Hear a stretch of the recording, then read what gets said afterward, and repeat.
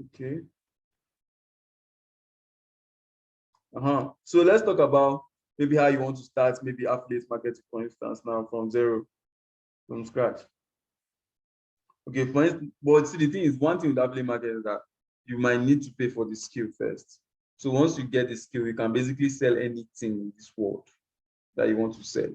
So probably you can start off YouTube, but most of all the knowledge on YouTube is that it's not streamlined. That's the only issue I have with YouTube. I watched millions. Let me just show you my YouTube dashboard so that you understand what I'm talking about. So let's say, where will I even get this thing?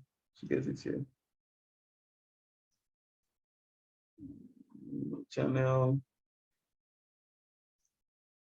Looking for my videos. Oh, sorry. Okay, library. So watch later. So like this is the volume of videos I watch on YouTube every day. Look at it. This is the volume of videos I watch on YouTube. If not that my site was not coming up, I built that site by myself. I'm not a web developer. We have roughly 10 minutes. Look. So like there are a lot of things you have to consider when you are doing all these kind of things. YouTube is a great place to get started if you want to get started. You understand? So back to business. So now the 6 most important things any online business owner must keep in mind. Okay. Number 1, you have to know your audience. You should focus on your customer and you should have to streamline your business. So there's something called a niche. So a niche is like a specific area of a particular business that you belong to. So for instance, now, if we're talking about that, like that lady now that says fashion items. Now I niched down by saying I want to sell only teas. In that way, I'm focusing on a particular market and I know what I'm looking for. You understand? For instance, now, if you say you're selling or any kind of clothes, somebody can meet you and tell you one day, maybe you're starting out the business, somebody can meet you and tell you one day that I want maybe, this handband that NBA players wear on their hand. You understand?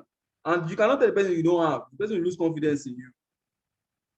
You get? So you might have to go and start looking for all this kind of thing. And you don't have a calculated profit margin on that kind of thing.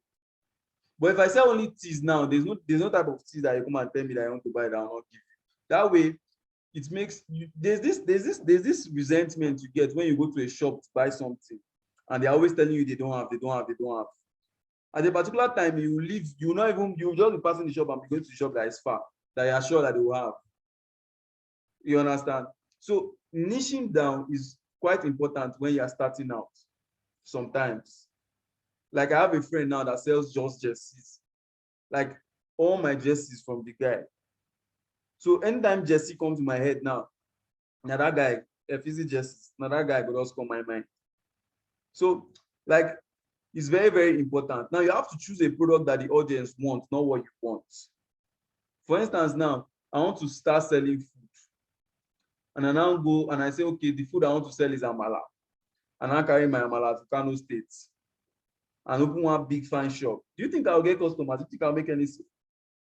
People in Kano State might not fancy amala. You get? But I'll be better off if I go and open a shop where I sell two in Kano State.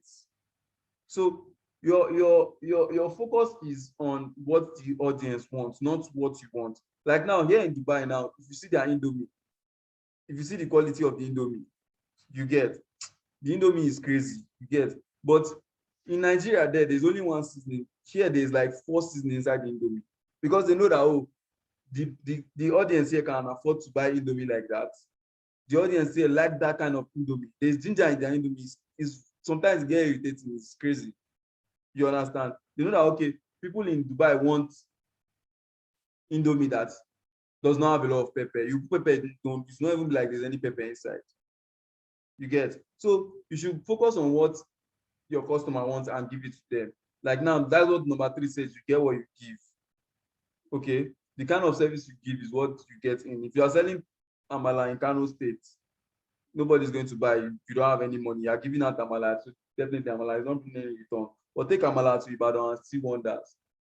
You get what I'm saying? So now, traffic is the blood of your business.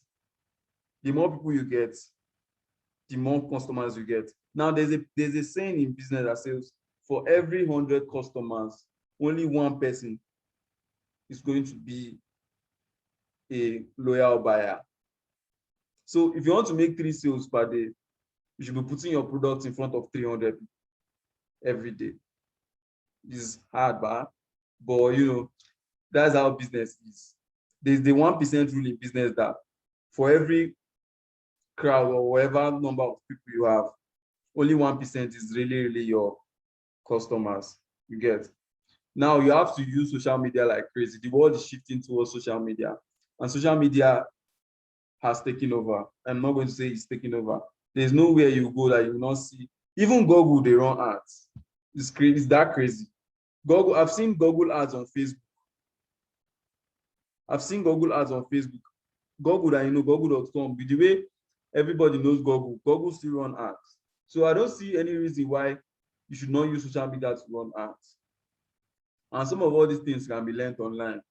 Okay. Personally, I know how to run Instagram ads. I know how to run Facebook ads because I learned all those skills when I was learning affiliate marketing. So I don't really necessarily need to do it now because I can afford to outsource it. But when I started off, I was doing everything myself. You understand?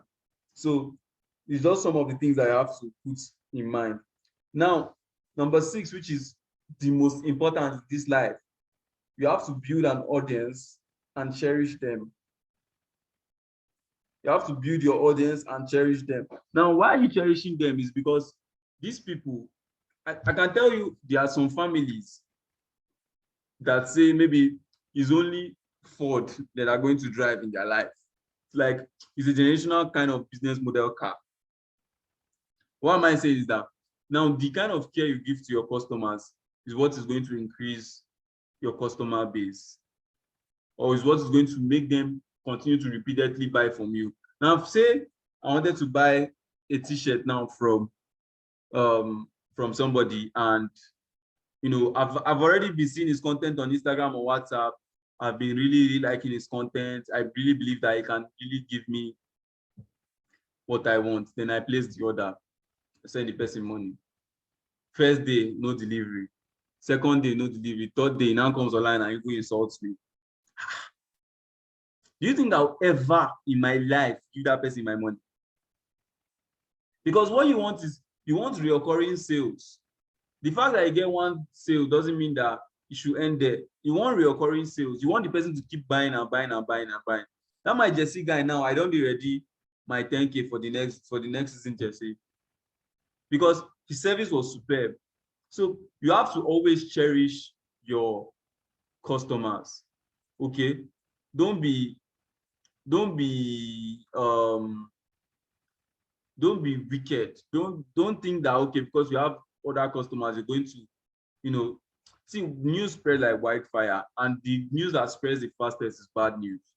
So if you're going to treat anybody bad, it should definitely not be your customers. We have 2 minutes left for this particular meeting. We might have to rejoin again. I'm sorry. So let's just continue till the time elapses. So now, why most people fail?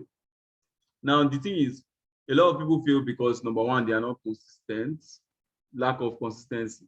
Because when I was saying, okay, you have to post for 8 weeks before you start making consistent sales, people, except you have money though, if you have money, you can just pump it into ads and you're going to get a lot of brand visibility. But trust me, no matter the kind of money you get, you will not still make that kind of sale you want to make if you have not lasted for a while.